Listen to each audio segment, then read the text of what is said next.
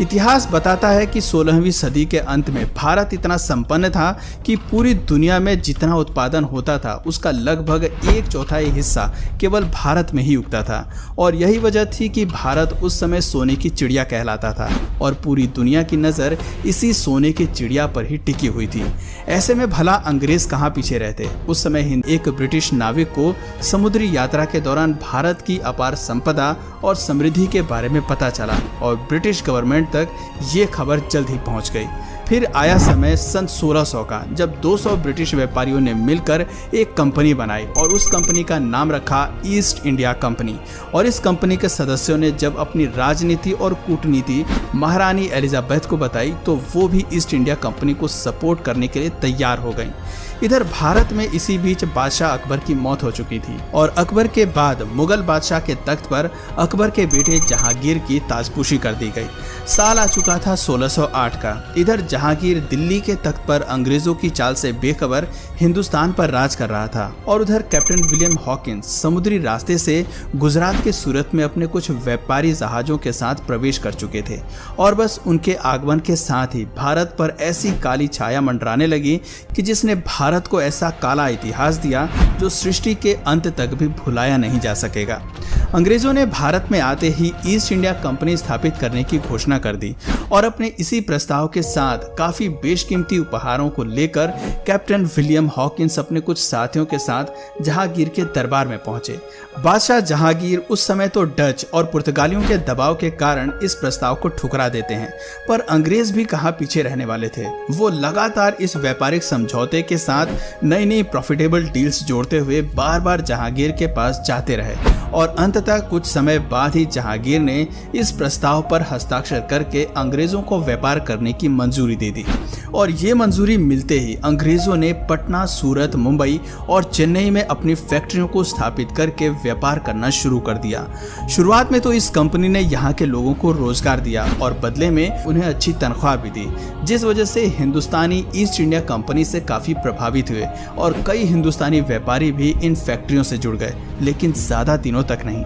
पूरे भारत में east India company का व्यापार बढ़ता ही चला जा रहा था और अपने बढ़ते व्यापार की वजह से अंग्रेजों के मन में इतना ज्यादा लालच बढ़ गया कि उन्होंने भारत की सत्ता पर ही कब्जा करने की योजना बना डाली। और इसी उद्देश्य अंग्रेज लगातार भारत पर कब्जा करने की अलग अलग रणनीति अपनाते जा रहे थे, जिसके पहले चरण में उन्होंने बंगाल के नवाब सिराजुद्दौला को तख्त से हटाने के लिए जंग छेड़ दी और साथ ही साथ अंग्रेजों ने वहां के हिंदुओं और मुसलमानों में आपसी फूट डालकर डिवाइड एंड रूल की कूटनीति लागू की, जिसे संभालने में नवाब सिराजुद्दौला नाकामयाब रहे और नतीजा अंग्रेजों के लिए फायदेमंद रहा। प्लासी के युद्ध में सिराजुद्दौला को हराने के बाद अंग्रेजों ने सिराजुद्दौला के सेनापति को अपने साथ मिला लिया और उसे बंगाल का नवाब बना दिया। समय बीतता गया और भारत पर अंग्रेजों की ताकत और अधिकार भी उसी के साथ साथ बढ़ती जा रही थी। सन 1764 में अंग्रेजी फौज ने बक्सर के युद्ध में अवध के नवाब, बंगाल के नवाब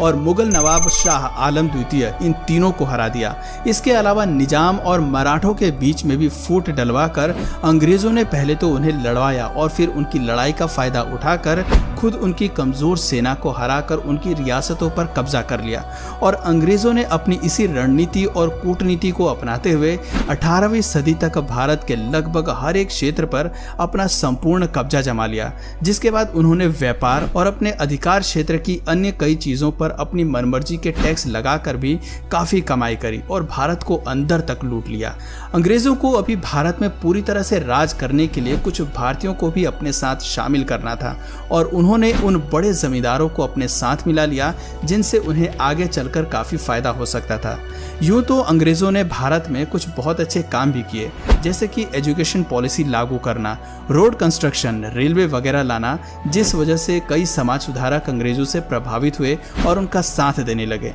मगर यही विश्वासघात की वजह थी कि 1857 की स्वतंत्रता क्रांति के दौरान कई बड़े जमींदार और समाज सुधारक अंग्रेजों के साथ हो गए थे, जिसकी वजह से आगे चलकर अंग्रेजों को भारत पर जीत हासिल करने में मदद मिली।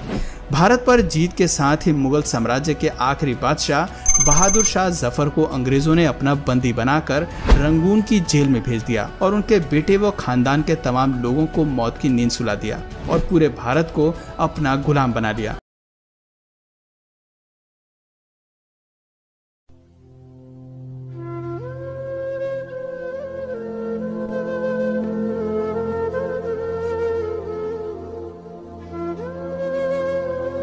ऐसा होता था कि हमारे क्रांतिकारियों का शरीर तोप के मुंह से बांध दिया जाता था रस्सी से, और उसमें गोला दाग कर उड़ा दिया जाता था वो पूरे शरीर को, तो परखच्चे उड़ जाते थे, चिथड़े हो जाते थे शरीर के। तो जिन भारत के क्रांतिवीरों को, शहीदों को अंग्रेजों ने तोप के मुंह से गोला बांधकर उड़ाया, जिनको भूखे मरने के लिए मजबूर कर दिया, जिनको गोलियों से मारा, जिनको लाठियों से मारा, जिनको तड़पा तड़पा कर अंग्रेजों ने मारा, नाखून खींच दिए, सब खाल उतार लिया, ऐसे लोगों की संख्या जब हम जोड़ते हैं तो वो 4,50,00,000 माने 4.5 करोड़ लोग इस देश की आज़ादी के लिए परोक्ष रूप में शहीद हुए हैं, और 7,32,780 शहीद प्रत्यक्ष रूप से शहीद हुए हैं।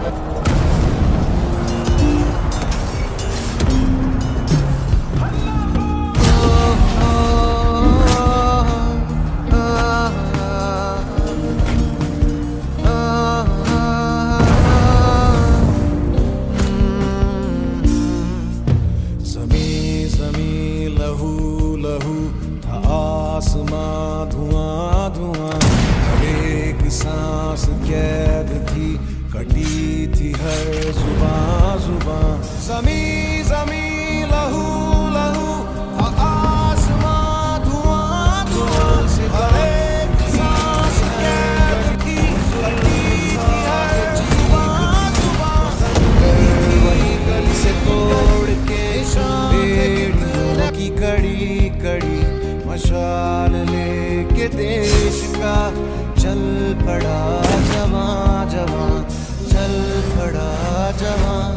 आज़ादी आज़ादी बड़ी महंगी है ये आज़ादी, आज़ादी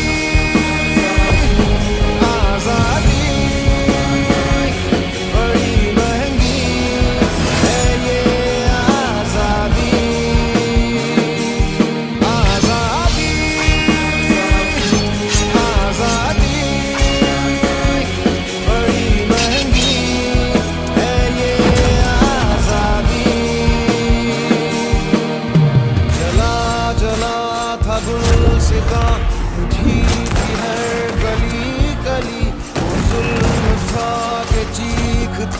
वतन की थी गली गली, निशान थे कितने